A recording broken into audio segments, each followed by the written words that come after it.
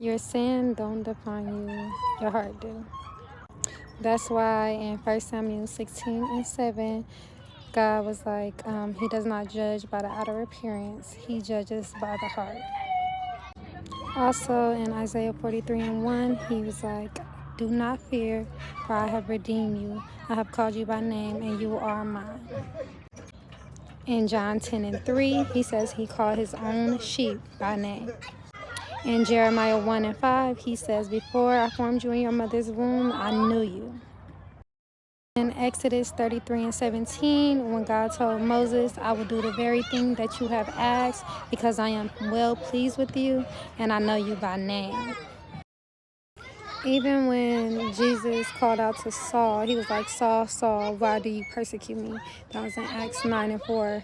That shows that he knows us by name because he calls us by name, even when Saul was deep in sin.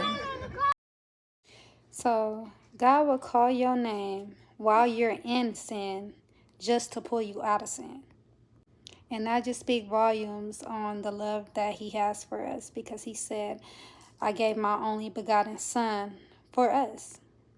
The only one that want us to stay in our sin and to be called by our sin and want to continuously throw our sin and the mistakes and the places that we fall short of in our face is the accuser of the brethren, because that's who he is. He's the accuser of the brethren. He is a liar, the father of lies.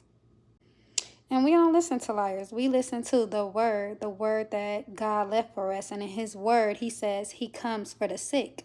If you ain't sick, you don't need him. He came for the sick. In Mark 2:17, Matthew 9:12, and Luke 5:31. We are who God says we are. And God calls us chosen. He says we are a royal priesthood. He says we are the head and not the tail, above and not beneath. That's our prayers. Yes, amen. God says we are the apple of his eye. God says that we are his masterpiece, his most prized possession, okay? God says we are his anointed ones. We are his sheep, okay? We belong to him. And can't nobody call us nothing that he didn't call us.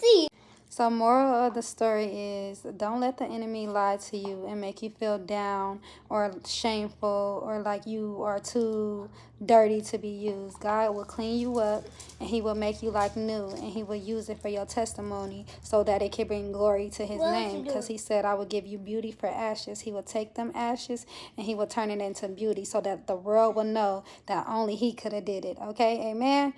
Y'all have a good day.